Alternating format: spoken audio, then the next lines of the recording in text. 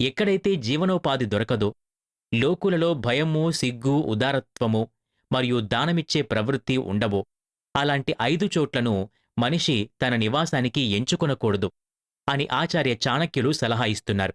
విపులంగా చెప్పాలంటే, దిగువ చెప్పబడిన 5 విషయాలు లభించని స్థానాలతో ఎటువంటి సంబంధం పెట్టుకోకూడదు.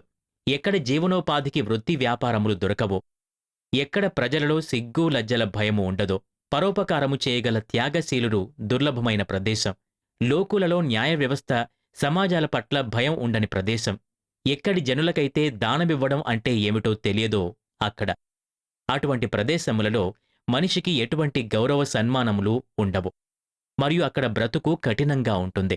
అందుచేత వ్యక్తికి తన ఉనికి కోసం అన్ని విధాలా సదుపాయాలున్న, వ్యవహారములకు అనుకూలంగా ఉన్న స్థలాన్ని ఎంచుకోవాలి.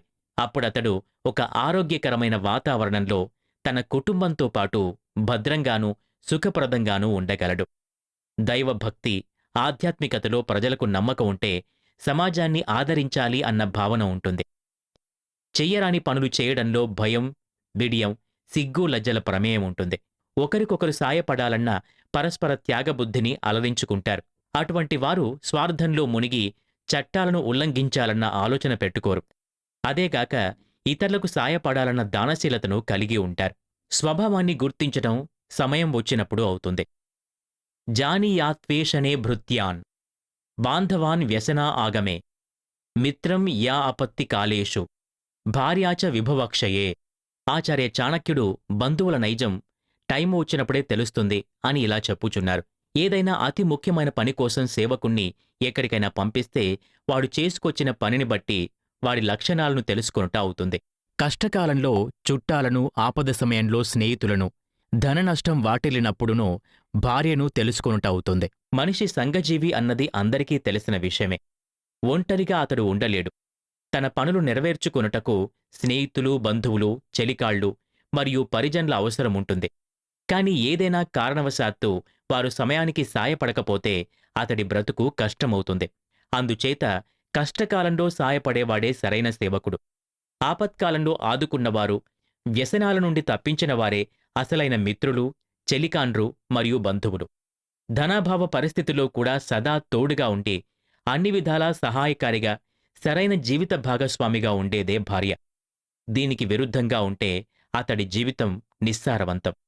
అతురే వ్యసనే ప్రాప్తి దుర్భిక్షం శత్రు సంకటే రాజద్వారే శ్మశానే చ యాంతిష్ఠతి నా బాంధవః. చుట్టుపక్కల స్నేహితుల మరియు పరిజన్ల ఉనికి గురించి చెబుతూ ఆచార్య చాణక్యులు ఇలా అంటున్నారు. రోగస్థితిలో ఎవరైనా ఉన్నప్పుడు, వేళకాని వేళలో శత్రువు చేతిలో చిక్కినప్పుడు, రాజకార్యాలలో సహాయకునిగా, అటులనే చావు వచ్చినప్పుడు శ్మశాన వాటికకు తీసుకుని పోయేవారు నిజమైన మిత్రులు, బంధువులు. మనం గమనిస్తే సామాజిక జీవి అయినందువలన అనేకులు మనిషి జీవితంలో తారసిల్లుతారు.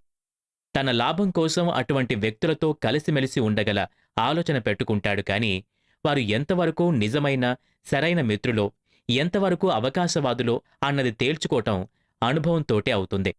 దానికి సరైన సమయం వస్తేనే ఆ అనుభవం కలుగుతుంది. ఇలాంటి అవసరాల ఉదాహరణలే పైన చెప్పబడినవి. రోగగ్రస్తుడికి సహాయకుని సేవ అవసరమవుతుంది. అలాంటప్పుడు సాయం చేయడానికి వచ్చిన కుటుంబ సభ్యులు, స్నేహితులు, బంధువులు నిజానికి సరైన మిత్రులు. మిగిలిన వారంతా మొగం చాటు చేసుకునేవారే. ఈ విధంగానే వ్యక్తి శత్రువుల చేతిలో చిక్కినప్పుడు, అతనికి ప్రాణాపాయం ఉన్నప్పుడు శత్రువు బారి నుంచి విడిపించగలిస్తే అలా సాయం చేసినవాడు మిత్రుడు, హితాభిలాషి కాగలడు.